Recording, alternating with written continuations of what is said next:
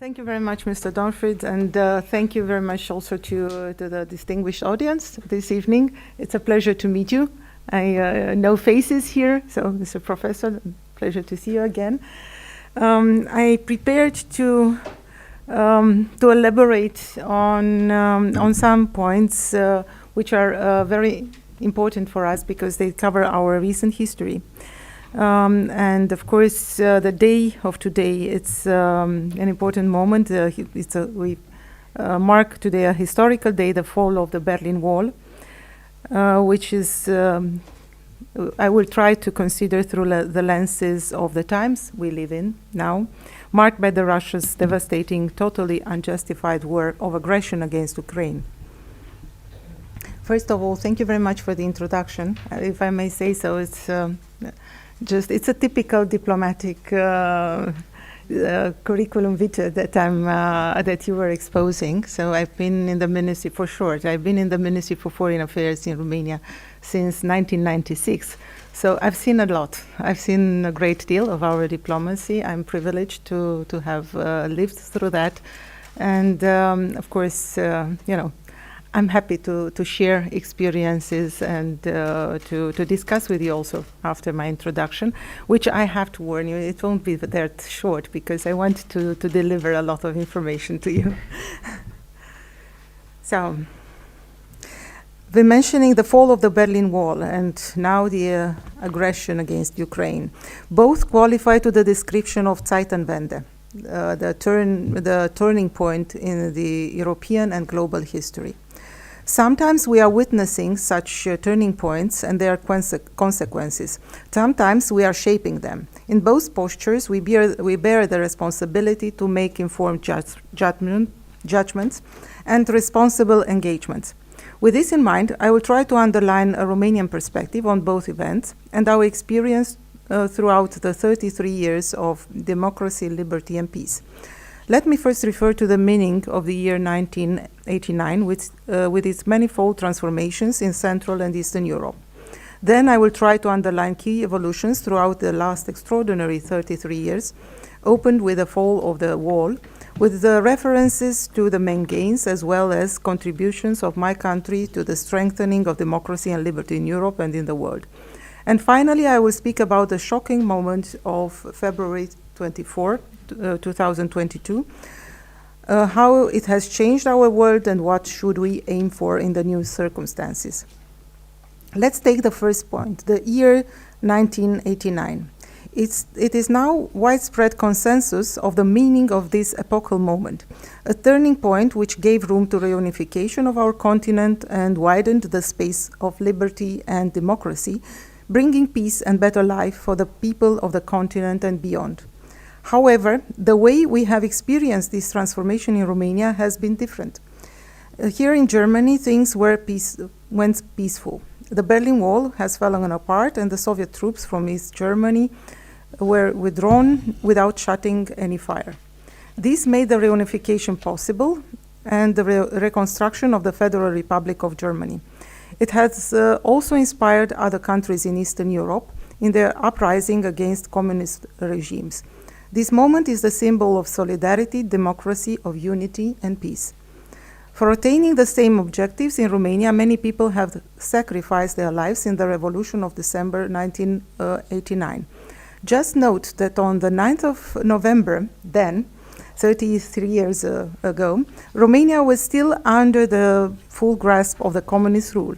Bucharest was preparing for the 14th Congress of the Romanian Communist Party, that opened its proceedings on the 20th of November. And this was made in an atmosphere of strong criticism on the attempts to change the socialist system, perestroika, reunification, as you can imagine. For many in Romania, apart from maybe very few people very well informed, and I was not among them, the chance of ever breaking away with communism was close to null. Romanian revolution was then triggered by the uprising in Timișoara on the 16th of December, so actually 1 month after the fall of the Berlin Wall. and later continued in other parts of the country and culminated in an anti-totalitarian revolution in Bucharest. Our transition towards freedom and rule of law has tragically started with the loss of more than 1,000 lives, many other people being gravely injured, illegally detained and tortured. The revolution in my country has been the most violent of all the uprisings leading to the fall of the communists in countries beyond the Iron Curtain. Romanians' aspiration for democracy, freedom, and expression and liberty has been so powerful and went beyond the preservation of their own life. And this has opened the way towards a far-reaching transformation of our country and society. With their sacrifice 33 years ago, and with the experience of a communist rule more brutal than in any other country, maybe with the exception of Albania, nowadays we acknowledge and appreciate much more the value of solidarity, of unity and peace. All these are defining us as citizens, as democratic nation, irreversibly and strongly attached to the European and Euro-Atlantic values. Let me now go to the second point, the overarching transformation of Romania in the aftermath of the fall of the Iron Curtain. The revolution of 1989 has been the first step towards NATO integration and EU accession as the main drivers for an irreversible return of Romania in the European family. Since then, my country's transformation has been tremendous and broad-ranging. These incentives have shaped this three incentives have shaped this transformation: the EU membership, the NATO membership, and the strategic partnership with the US. I will refer to each one of these and share with you some assessments. First of all, the accession to the EU has been a complex endeavor.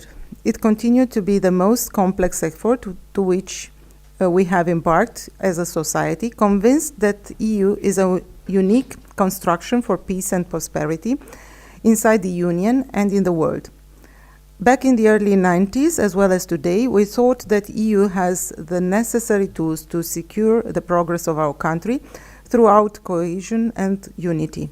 Romania's road towards the EU began in February 1993 with the signing of the association agreement, and only 14 years later, in January 2007, we have become full members. All the way along, we have modernized our society, our institutions, and our public policies to bring the most advantageous results for the life of our citizens. And nowadays, we have peace, freedom, security, and justice. We have achieved sustainable development and economic growth. We have made tremendous progress in combating social exclusion and discrimination. We have enhanced economic, social, and territorial cohesion and solidarity with all other EU countries. In parallel with EU accession, we have pursued NATO integration. NATO is the main guarantor of Romanian security, and the transatlantic relationship represents the strategic link that gives coherence and consistency to alliance's action. Romania received an invitation to open the accession negotiations for NATO membership at the Prague summit in 2002, actually October 2002, meaning 20 years ago. Together with other 6 states, Bulgaria, Estonia, Latvia, Lithuania, Slovakia, and Slovenia. 2 years later, my country officially became a NATO member, and since then we are a distinct voice in the North Atlantic Treaty Organization, contributing to all its areas of activity. The roadmap preparing for membership meant not only the development of military capabilities, but the democratization of the entire society with clear benchmarks. During the accession process and almost 20 years of NATO membership, we have done a lot and responded in so many ways to the allied needs. In peacekeeping missions, in hosting NATO structures or international events, in facilitating dialogue with partner countries, or restructuring our security institutions and processes. All these have been beneficial for our democratic transformation and strengthened security. And 25 years ago, Romania has signed a strategic partnership with the USA. This has been the third pillar of our democratic transformation, an efficient instrument to support domestic reforms in political, economic, military, and administrative domains, a partnership for mutual support with visible results, particularly with regard to security. As we speak, There are more than 3,000 US soldiers with up-to-date military technique in Romania. Due to the US support, Romania is today a NATO member country, and thus we enjoy the most powerful security guarantee in our history. Our strategic partnership with the US goes beyond the military domain. Recently, the military cooperation has developed tremendously. There are many US companies active in Romania, although still very few Romanian companies in the USA. Just to understand how far we are progressing in terms of economic cooperation, I will only mention a bilateral partnership agreement concluded this year to develop modular nuclear reactors in Romania, which is a new technology, and my country will build a new reactor of this type by 2027. By providing access to this high-level technology, the US institutions have acknowledged their trust towards Romania. There are also many other things that can be said about US cooperation and support for strengthening good governance and the fight against corruption in my country, or implementing high standards for the security of 5G networks. Coming to my third part of my expose, the times we are living in today, in the wake of the Russian aggression against Ukraine, which is a moment of geopolitical turmoil to which we have to find the right answers. Russia's brutal, unjustified, and unprovoked war against Ukraine has already caused extensive damage and irrational loss of life, triggering massive displacement with consequences that will affect the Ukrainian people, and not only, for generations. It has tremendously worsened security situation in the region and in the world. It has brought back violence and military confrontation in Europe. We have been deeply moved by the atrocities in Ukraine, but also impressed by the bravery of the Ukrainian people defending their own country. Beyond the war in Ukraine, our reality is more complex and dynamic than ever, more unpredictable than ever, with overlapping crises, one along the other. The military aggression against Ukraine, with all its implications, the energy crisis, the food security, climate crisis, and so on. If someone is questioning now how it was possible to resist, I believe there is a logical question, because all these shocks deeply affect the social cohesion and people's trust in democracy. So, what should be our answers to these challenges? What kind of mentality do we need to be successful? Do we need a war mentality or a spirit of resistance and resilience? Romania firmly believes that there is a need to reconfirm our commitment towards consensual solutions inside our countries, within the EU and NATO, as well as in relation with our allies and partners. To remain united, determined, deeply anchored in values and symbols which are defining us as European nations, strongly linked with our allies and partners along the world. To continue to utilize the healthy roots of humanity, empathy, and solidarity that we have rediscovered in our societies, which have somehow, in a miraculous way, made possible our success at a time marked by war, violence, and displacement. In this context, what should be the future of the European project? What can we do while we are facing the greatest challenge since the EU creation? And how can we help partners further? First of all, we should close the remaining gaps. Schengen, as free movement area, is one of the greatest achievements of the European Union.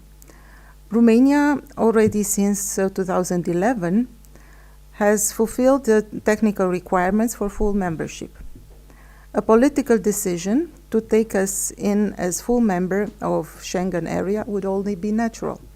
Secondly, it is certain that we must embark on a long-term process of reforming our own societies and economies to become stronger, more diversified, and more resilient. And that means also that the EU should reduce its dependencies from Russia and other problematic partners.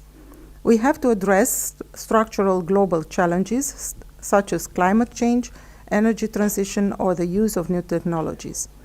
Thirdly, the EU is a successful model of development for democratic societies, able to project security and promote its values in its neighborhood. And it must be strengthened. We have to work not only for the resilience of our states and societies, but also to help partners in this regard, and I mean partners in the Western Balkans and in Eastern Europe, Ukraine, Moldova, Republic of Moldova, Georgia in the first place. The unprovoked and unjustified aggression of Russian Federation against Ukraine is the most significant and direct threat to peace and stability in the Euro-Atlantic area. As a result of this, NATO has taken the most comprehensive transformation processes since its creation. What should NATO do further? NATO summit in Madrid this June has crucially transformed the alliance. The heads of state and government adopted a new strategic concept which anchored the alliance in the current security context. From Romania's point of view, it is important that the Black Sea region has been highlighted as an area of strategic significance for NATO. The eastern flank has been strengthened in a decisive way, and the Allied presence in Romania has been raised to an unprecedented level. At the end of this month, the Allied foreign ministers the meeting of the Allied foreign ministers will take place in Bucharest. We consider this a key moment in implementing the Madrid summit decisions. The worsening of the situation in the Black Sea region, which has long been used by Russia as a platform to project power in other regions, has generated important transformations at domestic level too. Romania's contribution to the shared security in this extremely difficult time is supported by civilian population. We already invested 2% GDP on defense and will raise it to 2.5% of GDP starting from next year. We host NATO's multinational battle groups established after Russia's invasion to Ukraine, as well as a key site for NATO's ballistic missiles defense system. These are concrete measures which are part of a long-term response to the new security challenges. Beyond all these measures, which are vital to defend ourselves and our allies, we have to acknowledge that the future transatlantic and global security will be more complicated and difficult, which makes it all the more important to focus on cooperation, dialogue, and respect for the rule of law and international norms and principles. I will also mention a bit of our own contribution in support of Ukraine. This support has been a broad and multidimensional endeavor, including facilitating the entry into Romania and passing through of over 2.7 million Ukrainian citizens, as well as in the field of food security by facilitating exports throughout Romania of over 6.5 million tons of Ukrainian grains and other 6 million other merchandises. Romania will continue to provide support on this strategic level and will take measures to improve logistic capacities for transit. We are also delivering support to Ukraine, also in energy field and also humanitarian assistance. There is a humanitarian hub in northeastern part of Romania, which also facilitates delivering of humanitarian equipment through Romania from other European countries to Ukraine. So as I said, it's really a tremendous and very complex effort to support Ukraine as much as we can in these difficult times. And it's not only limited to Ukraine, there is also large support to across the board to Republic of Moldova, which is a small country but has to deal with tremendous, incredible strains during this conflict time. What will be the role of our bilateral relations with US in the future?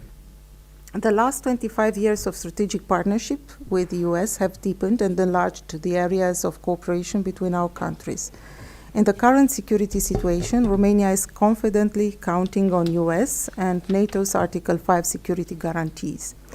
Our close and deep coordination with the US on issues of regional security is constant and is bearing fruits.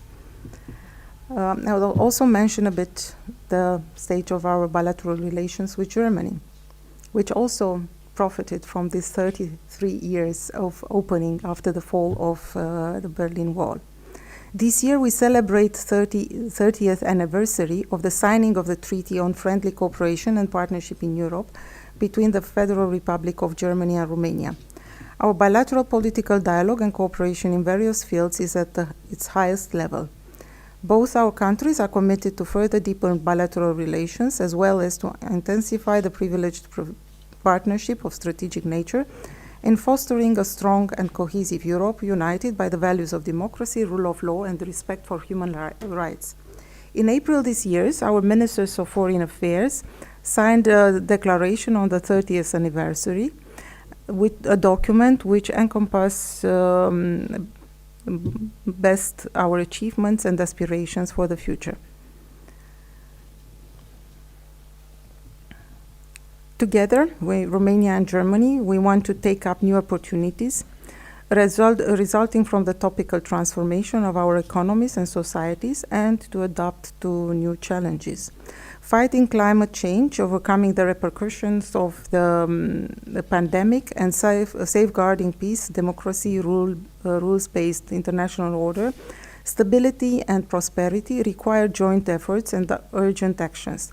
To this end, we want to strengthen European resilience and contribute to a successful economic and ecological transformation, aiming at a sustainable, climate-neutral, and environmentally friendly future. Building on the successful partnership between our countries and based on our shared vision and interests, we want to cooperate even closer in ensuring a green transition and resetting our economies towards a more sustainable approach in energy as well as in fully exploiting the potential of digital transformation. We are committed to further developing the potential for sustainable growth and innovation of our economies. And with this, I would come to an end, and I hope that this attempt to draw a historical parallel between two turning points will help us better understand the true value of unity, solidarity, and democracy on our continent and also beyond it. And of course, I'm open to questions and discussions. Thank you very much. Thank you very much, Excellency. And yeah, if you could stay there for now, would be great, and then we'll take some questions and comments from all of you. As always, you can raise your hand and indicate if you'd like to raise a question or comments. Okay, Yeah. we're gonna maybe hand you the microphone. Thank you very much, Excellency, for the excellent overview. And on a more personal note, great to have you back in Berlin. You mentioned the necessity to reduce dependencies of what you called problematic states. What is a problematic state?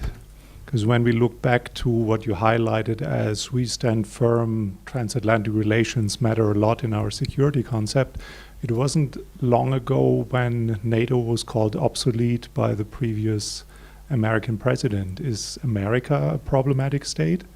And when we look at our German government these days, we travel to basically everyone who could possibly help us to fix the energy crisis, and that appears to other countries but Germany as double standard, because we speak about human rights on the one hand, but we also urgently need their energy and see what we can import. And in times of geopolitical changes, if Europe should stand up and create something like strategic autonomy, it also means that it will sign deals or compete with other global players, which then causes problematic dependencies or relationships that we used to stand away from and happily thought that a business model that is based on cheap American security, cheap Russian gas, and cheap Chinese labor will last forever. So what does it mean in practice? Yes, thank you very much. Of course, it was an attempt to sum up in few words the world we are living in, which is more complex than just a reference in a phrase. The point of the matter is that we learned a lot, not only we in Romania, but all over Europe and in the world. We learned a lot what it means to be dependent on the sources that you mentioned, so cheap gas, cheap labor force, and so on. So we think that we learned from what happened with Russia, particularly here in Germany. And when I mean dependencies, it's probably not only the countries, it's problematic dependencies where you are dependent only on one source, no matter what. And of course, when you are depending on partners which do not share the same set of values, or at least the basic set of values which we have through the trade organization at the UN level. So there are different levels of judging our similarity with partners in the world. Of course, we can discuss a lot about declarations of one president on another, but I can quote to you a lot of problematic declarations from many presidents in this world. What counts at the end of the day is the fact that we do have a vibrant democracy, also in the countries which not always express themselves in the best way at the level of a president, and that we share and we stand up for the commitments, the UN commitments, for the same values, for the same symbols, and this happens. So you quoted the President Trump, but we do have a very close and trustful relationship with the US, which functioned, I would say not interrupted over the years. So, and we developed also our relationship also in economic terms, and we also count to do this further. Of course, this doesn't exclude the fact that we need to strengthen our capabilities in Europe to respond and not to rely only on the US military means and support to save us whenever needed. And this means that we also have to coordinate always our responses with the US. We have to keep the dialogue open at all times and to see what serves us better together. In Romania, at least, we do believe strongly in the transatlantic partnership, and we try to take into account and to understand the concerns and the questions, the interests of the other. And we expect the same thing, and I think we do have the same thing, the mutual respect. I don't know if this goes to the full. Thank you. Please.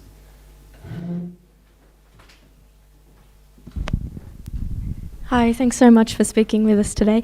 I just had a comment. I would say that energy is one of the most important elements in this conflict, and I noticed that you did speak about it at the end there. You mentioned reducing dependence on problematic states, but is Europe prepared to reduce this dependence on, say, for example, Russian gas? I would say that recent scarcity and rising prices of gas would say otherwise. I know for myself my bill has been huge, but how does this tie into Romania's fight against climate change? Because as good as sustainable energy is, I don't think it is entirely ready to support the entirety of Europe yet. So how can Europe as a continent and Romania deal with needing this energy, but not quite having the infrastructure themselves to provide energy to their own people? If that makes sense.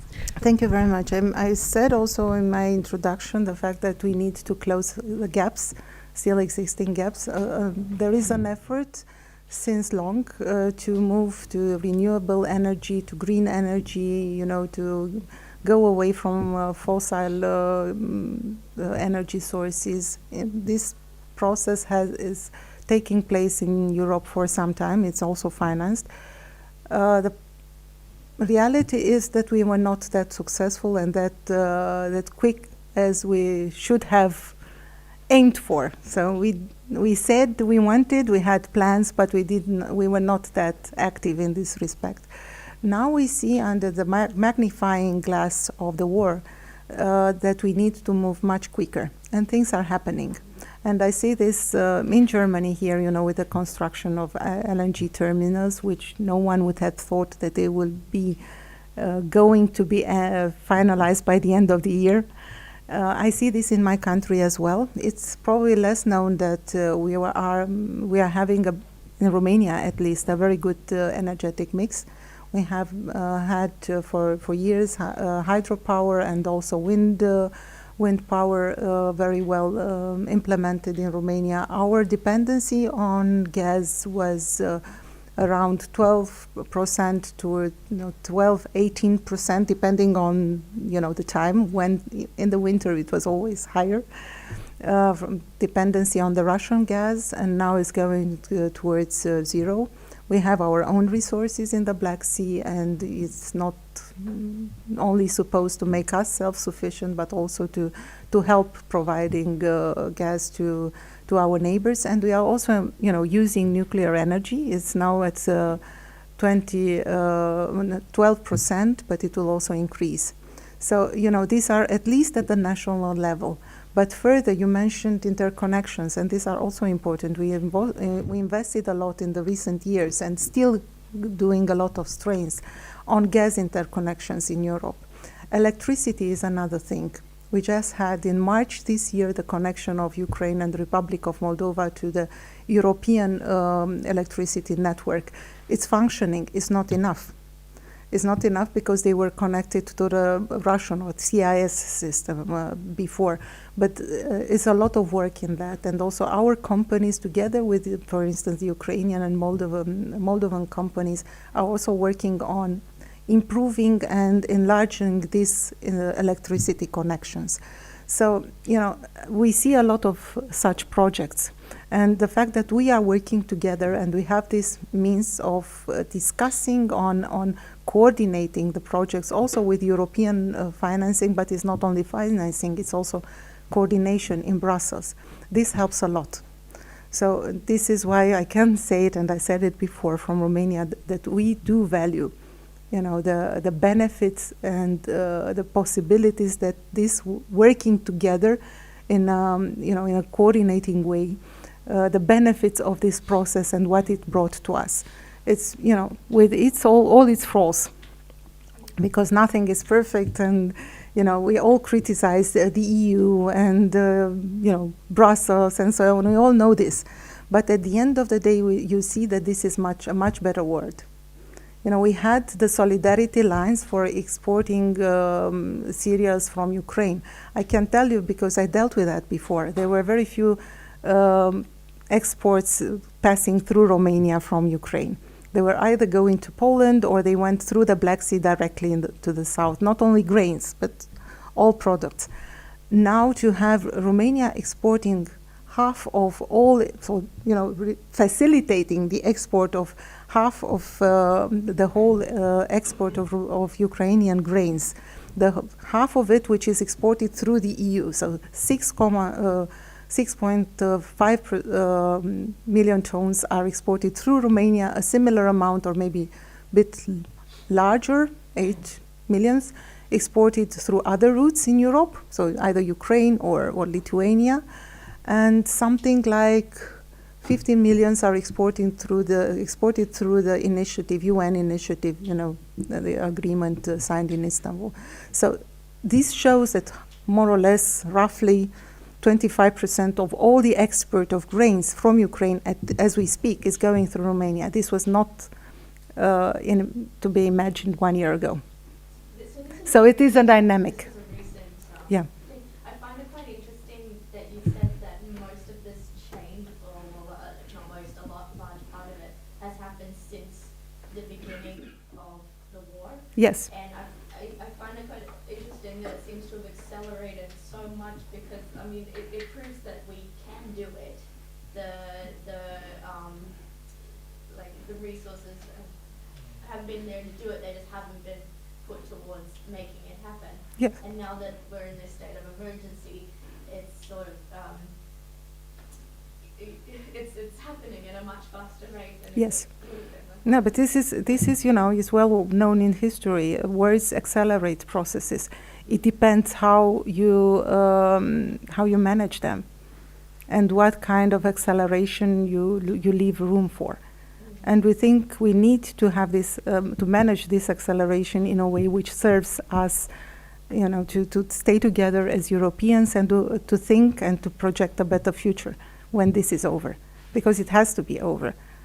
Yeah, and it will be over when, of course, when Ukraine reinstates its territorial integrity, and then you will see the next wall falling, because we had a wall falling 33 years ago. Now we are fighting on the next wall. Yeah.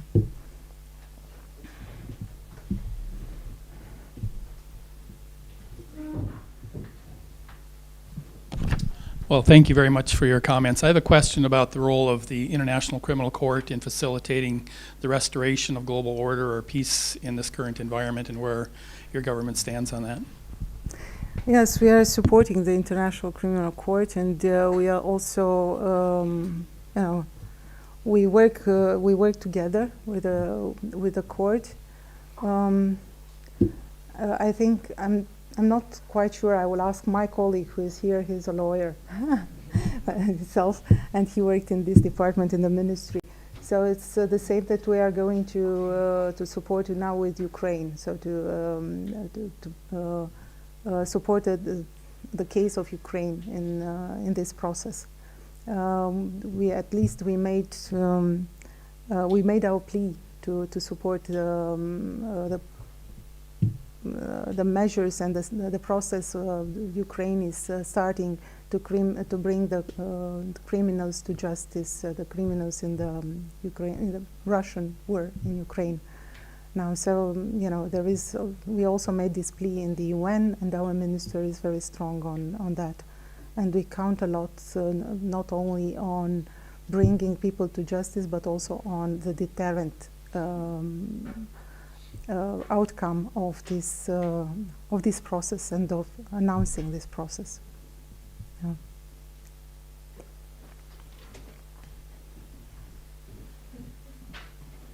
Hi, good evening. I'm Cyril from the Philippines. I was just wondering if, since we're here in the ICD, do you think or do you suppose there is a role for cultural diplomacy in terms of bringing an end to the war, to the Russian-Ukraine conflict?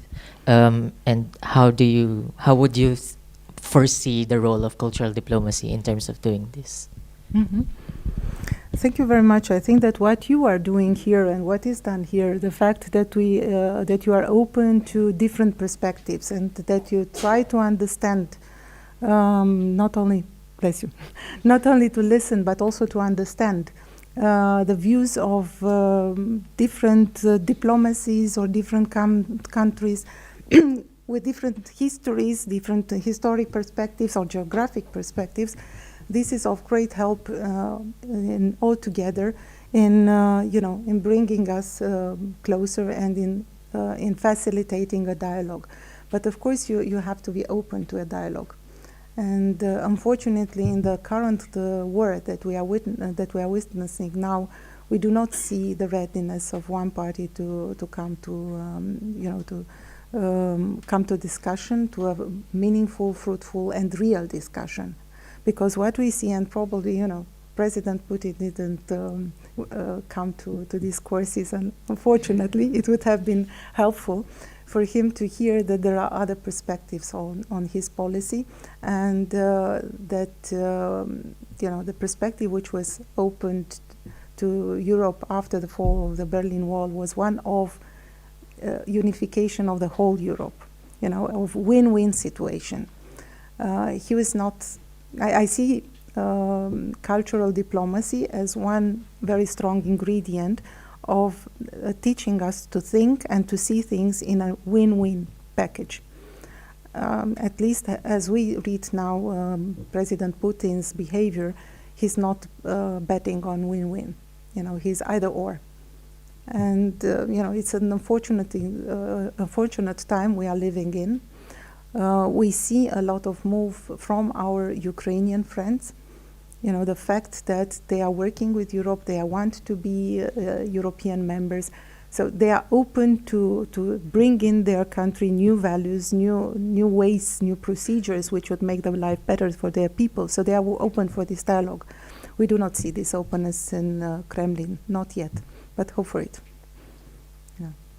I have a follow-up question also regarding cultural diplomacy. Where are we in the timeline of the evolution of cultural diplomacy in Romania? And in 2004, kind of all of a sudden, Romania decided to start the Romanian Cultural Institute. Before it was practicing cultural diplomacy, but now for the first time there is a separate institution, as far as I know, linked to the foreign ministry, doing cultural diplomacy. Is this just the beginning? Is Romania just getting going now? Or how important is cultural diplomacy in the overall foreign policy? Germany, for example, they have a bigger budget in the foreign ministry for culture and communication than for politics and economics. How would it compare in Romania, and can we expect also more cultural diplomacy? Will it continue to grow? My own country, the USA, unfortunately, it's declining since the end of the Cold War. But what are the prospects for Romania? Yes, it's it's one thing to have. It's true. It's one thing to have cultural events or a cultural presence, and there is another thing to have cultural diplomacy. We do have the means for cultural diplomacy. You mentioned Cultural Institute, and this is rightfully so. What we do not yet do properly is to bundle all these cultural initiatives which are developing and growing. The Cultural Institute should be probably better entrusted and better equipped to to merge and to put together, to display together in a way which would be more powerful also for our own diplomacy. All these initiatives which are happening in the cultural area. From my own experience, I can say that Romania is culturally more present in Germany than it was 6 years before when I left Berlin. We see through films festivals where Romania is invited, musical events, you name it. But what we did not yet achieve is through our own policy to put all these beautiful things together and to say, to put a label on them and to say, they represent us. So we should, from the institutional side, I know, and we should do more, to link what is happening with diplomacy and to represent ourselves, to put our brand on it. It's like you say it in Germany, you said made in Germany, everyone knows what is it. This culture which is present here, and I was, 2 weeks ago, I was giving a medal, a decoration awarded by our president to the conductor Cristian Măcelaru in Köln, which is a personality also in the US and also here in Germany. And it was, of course, for me a real pleasure to, to say he is Romanian, but we have to do more of that. To put it in the proper light, the fact that the cultural strength that we have, and this is again part of it is a part of diplomacy, quite a lot so, because it gives you the best perspective of a country. But also in other things, we are not probably institutionally we are not the best in administrating the offer that we have, but it happens. So the offer is there. There are a lot of good things, but we were not that far successful in administrating the offer. Well, I think one of We'll do so. The main opportunity Work that on it. I've seen, because we've worked a lot with Romania with our academy, is really to create the opportunity for people to discover Romania. When we first started the academy, our very first partner was the University Babeș-Bolyai in Cluj, a smaller town, obviously a college town in Transylvania. Not many know outside of Romania.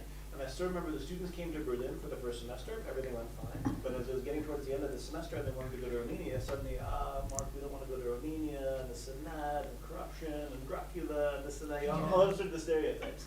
And it was getting to be a problem, because it was starting at the end of the semester and they had to go. So President Stănescu came, the rector of the university came, we had sort of a workshop with them, explained that we convinced them to go. They went there. I visited them about 1 or 2 months later in Cluj, and they were the best, marketing agency for Cluj. We love it. Everyone speaks English here. It's wonderful. Cafes, this and that, etc. And they really fell in love with Romania and Cluj. So I immediately took Esteban. I think my other colleague Elvira was there. We video recorded everything, and we made a video, which I think is still on our homepage, I think that's powerful nation branding, really, where you have an Irish, an American, African, really students from all over the world telling their own stories about what it was like to discover Romania. And I think that's the trick, to try to create those opportunities, and as you said, put it on the web pages so that people actually see it.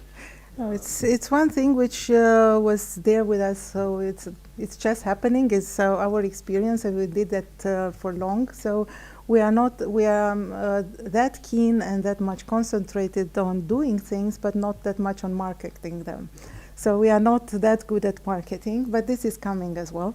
And part of marketing, Timișoara, the starting point of the revolution will be next year, the European capital of culture, and the European cultural capital, 2023, and it's really, it's really worth seeing, particularly in this year, but not only. Is the second cultural capital of Europe after Sibiu, Hermannstadt in 2007 when we joined the EU. And also from my own experience, I can tell you that Sibiu was, it was great in 2007, but now it multiplied by 10. It's just, you see crowds of people in the street all the summer. It's marvelous. It's everything. It's happening. Summer is happening. It's always happening something in a cultural area. We have theater festival, film festival. We have countless of music events and exhibitions. So it's really thriving. And Timișoara is also on its way to become the same thriving cultural capital. And of course, you mentioned Cluj, which was capital of youth, or youth capital of Europe. Bucharest was not yet, but Bucharest is thriving as well. So I can do a lot of advertising, but just on this moment. Otherwise, agree with you. We were not the best to advertise ourselves. But there are many friends coming, and they speak for us. No, I wasn't saying you weren't doing good advertising. In many ways, you're doing better, right? Focus on the work itself, get the results, and do the marketing later, which is actually better than the opposite. Really good marketing, but don't deliver the results. But anyway, as I said, we would be very happy also to work together with you in the embassy to continue the tradition, which began many years ago with excellent cooperation with Romania, and also to try to be creative in terms of create more bridges between Romania and Germany. Thank you very much. I know that you have lecturers here. You have also our former president, Constantinescu, which is a symbol by himself. So open to do things together further on and enjoy the discussion. Are there other questions or comments for the study? Yes, two. Okay, please. I just wanted to ask your personal opinion. It also ties into what Mark was saying. You mentioned that cultural diplomacy can help end conflict, but you have to be open to dialogue, right?